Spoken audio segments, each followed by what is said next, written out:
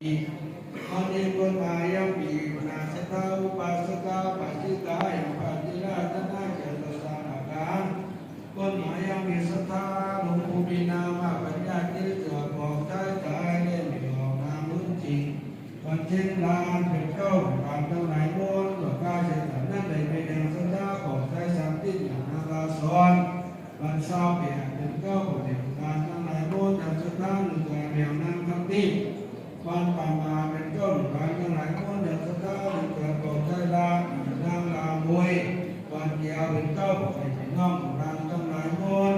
ในสถาเข้าศีลน้ำศีลในเกลือในสถาในลาวันถูกศีลที่นี่มีเช่นเท่ากิจก็ตาตา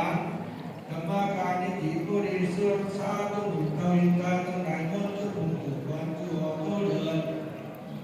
ก็จึงเจ้าต้นกันต้องเก็บน้อมนำมาหาในยังหากันที่หน้าพุทธมา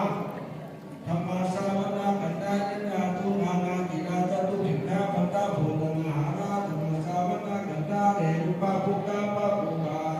ทั้งหลายพวกภูริมาถาเป็นตานเกิดปฏิราชนาแก่โลสัมปะการยามเจริญนิสนาหุ่นตามดังให้มนภูดีปากไปอายัง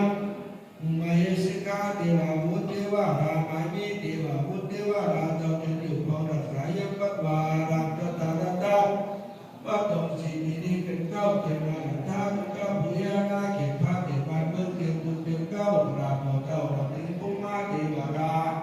ยุกาเทวาราปปตาเทวารานาติเทวราโสลาสาปนังนิพยาอินพยาภพพยาโยมาราประจักษ์ใจมีคุณหนักน้ำไหลสวนนางโทรานีสรีกุตาบาตติสองคนแม่ตบาทุติกำน้ำยาเดียไม้ตาม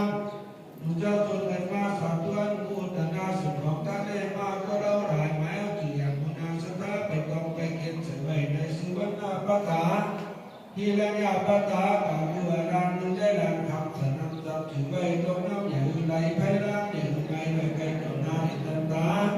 สายาวายว่าเป็นพระพุทธเจ้าเราหมดได้เอาอยู่สลับกับดาบเดินเป็นตัวในมุนาสตาเป็นภาวะกา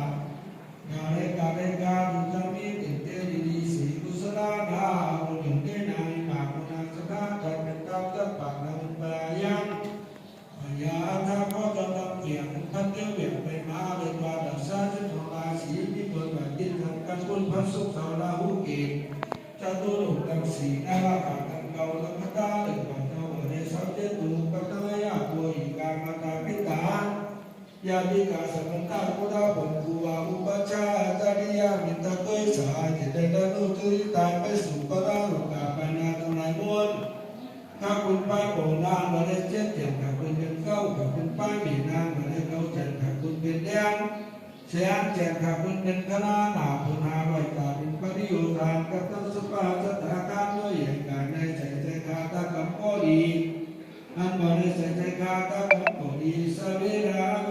ตุมีกับมีเวทพ่อดีตัวกำลังเวทบ่ได้